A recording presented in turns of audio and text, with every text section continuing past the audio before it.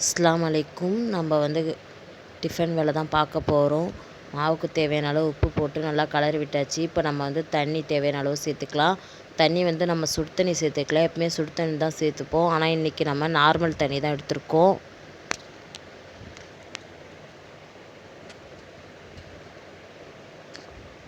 மாவு நல்லா இதை மாதிரி நல்லா பிசைஞ்சு விட்டுக்கலாம். அப்போ தான் சப்பாத்தி நல்லா சாஃப்டாக இருக்கும். இப்போ சப்பாத்தி ஊறட்டும். நம்ம சப்பாத்திக்கு தேவையான அளவு ஊறட்டும். நம்ம இப்போ குருமா வைக்கிறத பார்க்கலாம்.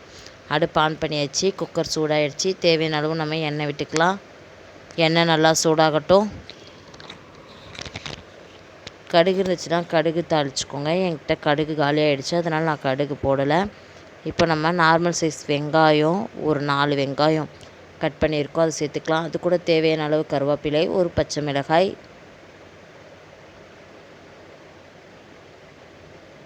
ஒரு சின்ன தக்காளி ஒன்று, ஒரு ஸ்பூன் இஞ்சி பூண்டு பேஸ்ட் நல்லா பச்சை வாசனை போகிற வரைக்கும் வதக்கி விட்டுக்கலாம்.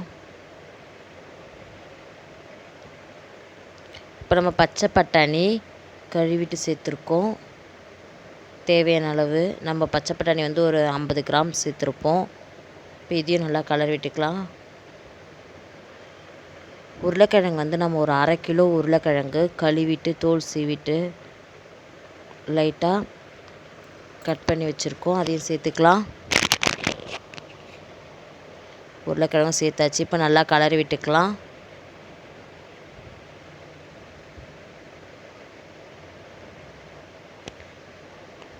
இப்போ நம்ம தேவையான அளவு மஞ்சத்தூள், 1/2 ஸ்பூன் மஞ்சத்தூள்,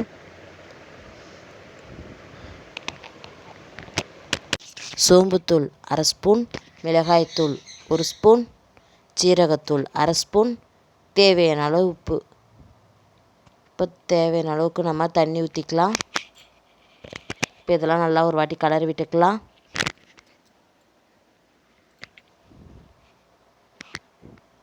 கலரி விட்டாச்சு. ஒரு 2 விசில் வரட்டும், வெயிட் பண்ணலாம்.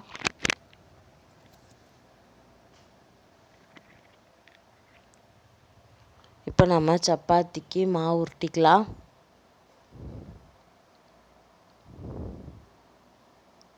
உருண்டை பிடிச்சாச்சு. இப்போ மாவை நம்ம இந்த மாதிரி நம்ம உருட்டுறப்போ ஒட்டாமல் செய்கிறதுக்காக நம்ம மாவு தடவிக்கலாம்.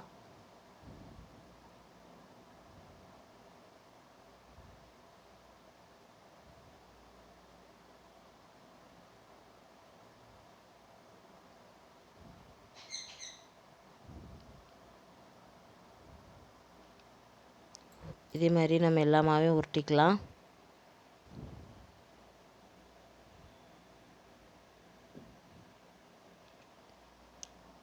விசிலும் வந்துடுச்சு. நம்ம அடுப்பு ஆஃப் பண்ணிடலாம். விசில் போனதுக்கப்புறம் பார்க்கலாம். நம்ம சப்பாத்திக்காக அடுப்பு ஆன் பண்ணி தவா சூடாகட்டும். தவா சூடாகிடுச்சு. இப்போ நம்ம சப்பாத்தியை போட்டுக்கலாம். நான் இப்போ நான் சாப்பிட்றதுக்கு அம்மாவுக்கு பாவாக்கெலாம் எண்ணெய் ஊற்றாம தான் செய்வோம். பசங்களுக்கும் என் ஹஸ்பண்டுக்கும் மட்டும்தான் எண்ணெய் சேர்த்துப்போம். இது ஃபஸ்ட்டு பாவாக்கு செஞ்சு கொடுத்துடலான்றதுக்காக நான் எண்ணெய் ஊற்றிக்காம தான் செய்கிறேன். ஆனால் சப்பாத்தி நல்லா சாஃப்டாக வந்துருந்துச்சு.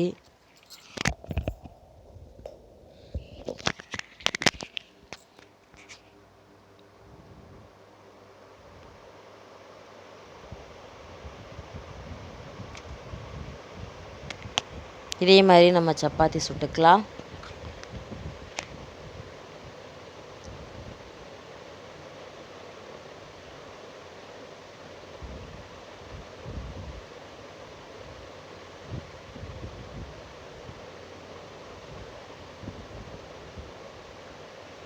கேமராவில் தெரியுதான்னு சரியாக தெரியல. சப்பாத்தி ஆனால் நல்லா புஃப்னு வந்துருந்துச்சு. இதோ தெரியுது பாருங்கள்.